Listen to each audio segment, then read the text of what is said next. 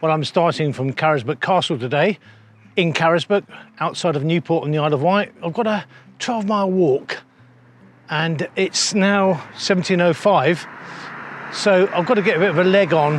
Not quite 4 miles an hour, but not far off it, which is like, well, it's a proper yomp, proper green jackets pace, as I call it.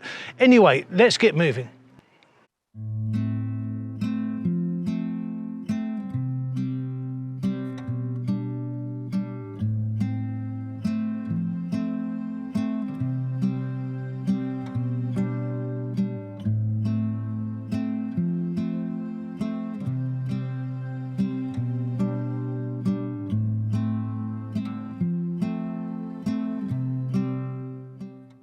Excuse me for being a bit emotional. This place here is where a friend of mine called Michael, or Muskie as most people call him, died on his mountain bike. I was a big mountain biker for years and years and years. Before that, I was a road cyclist, so I took up mountain biking. He died on this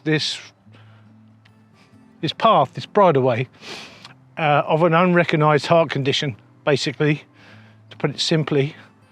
But he was someone I admired and respected and loved. He was a great man. That's the Medina Valley there. Obviously the town is Newport, and the river Medina runs into Cowes. It's Cowes week at the moment. I live in Cowes. It's very busy, so I'm glad to get out of it. Well, I've got a section of road now to get through Newport, and then I'm going to head on to the Bembridge Trail, which is quite a nice walk. It takes me over a down which is quite high, called St George's Down. I'll show you more when I get there, but I've got at least a mile and a half of road, so nothing interesting to video really.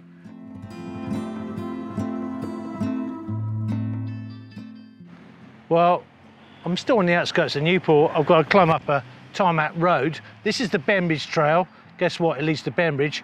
So I've got a bit of a climb up here on tarmac, so a little bit boring. When I get to the top, I'll show you more.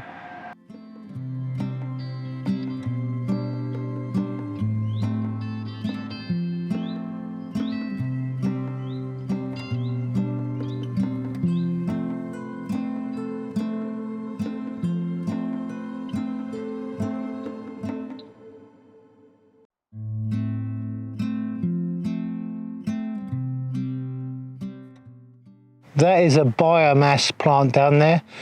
Unfortunately, this being a byway, it's a bit rutted, and I've had to get out of the way of a few vehicles. Nothing against four-wheel drive vehicles coming up here, but they are messing the path up a bit. But honestly, live and let live.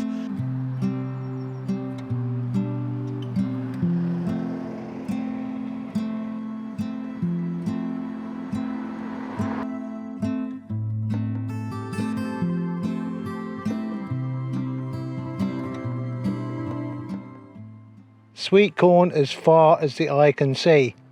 It might be a good crop this year. We've had plenty of rain, now it needs plenty of sun.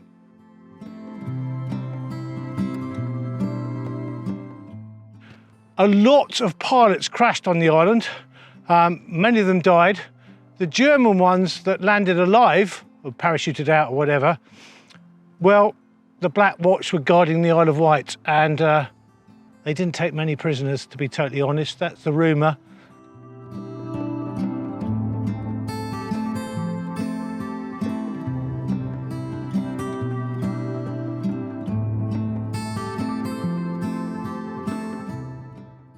Two miles to go, probably 3, and half an hour of light.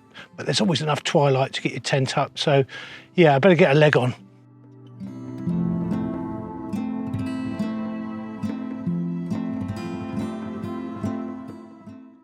That was a bit of a pull up, about half a mile to go and about 5 minutes to sunset. That is Ashey Sea Monument, well, Sea Mark actually correctly. It was put there by the Admiralty in 1735 as a navigational aid to shipping. You wouldn't mess with that, would you? Definitely not. Well, this is the Quarry. Some people will know where this is. if it's Ashey. It's pretty obvious really, but I will what 3 words it down below. Well, that's me all set up. It's a great place. The trouble is the cattle can come down that side, but it's quite a drop for them to come down there.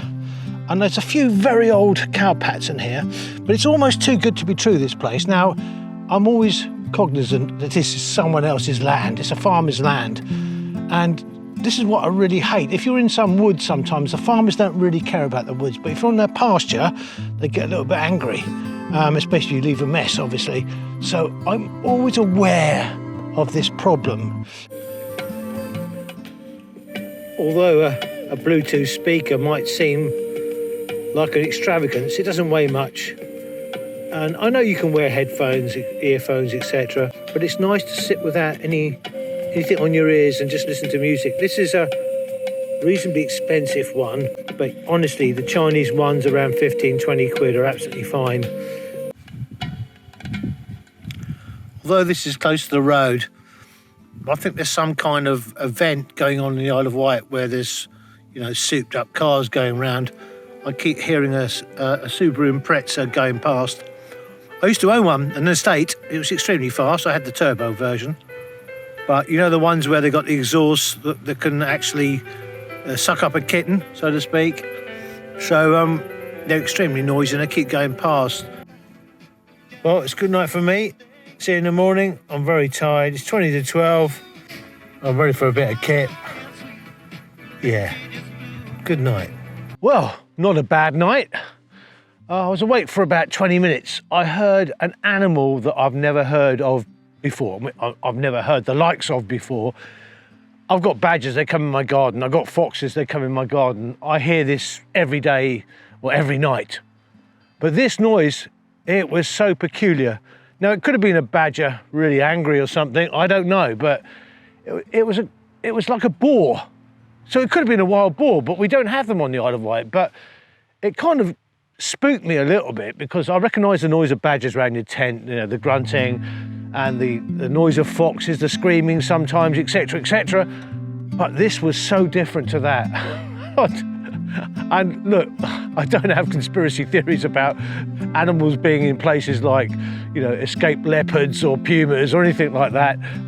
But it was something I've never heard before, and it spooked me. Oh, this is my gaff, as you can see. What I do with my thermarest, I always do it inside the tent now. I can't remember whose video I saw on it.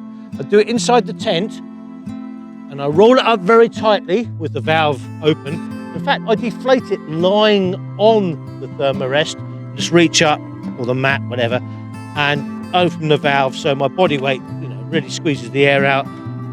So I do that as I get out of the tent because I get cramp if I'm bouncing around on that thermarest. So basically I let all the air out, then I get out of bed because it makes you more stable, so your muscles don't get into that point where they think, what are you doing, what are you doing, and then suddenly cramp. Anyway, I roll it up very tightly, and at the end I fold it in half. Obviously all this is done with the valve open. I fold it in half just to squeeze the last bit of air out. Then I tighten the valve, then I roll it back out again, starting from the bottom, fold it in half and roll it up. That way, if you do it inside the tent, you don't get moisture on it, you don't get any sharp objects on it, etc., etc. Or if it's windy, you're faffing around trying to roll it up like that with the wind flapping around. Do it all inside the tent. Top tip. So, all packed, all clear. I'm going home. Bye-bye, Quarry. Well, not a bad view across the Solent to Portsmouth. Portsmouth is the Mexico of England.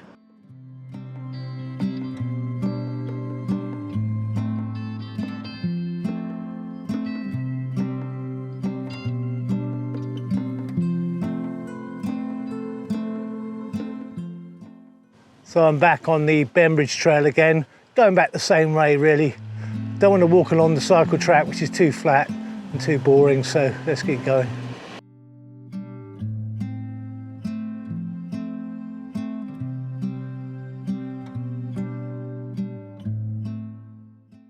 Well, I've got about excuse me, got about an hour's worth of walking. It's going to rain in about half an hour. I've got a rain alarm app. I recommend you get it if you haven't got it. It's really quite accurate. The rain's on its way. They're out early. And they're nice.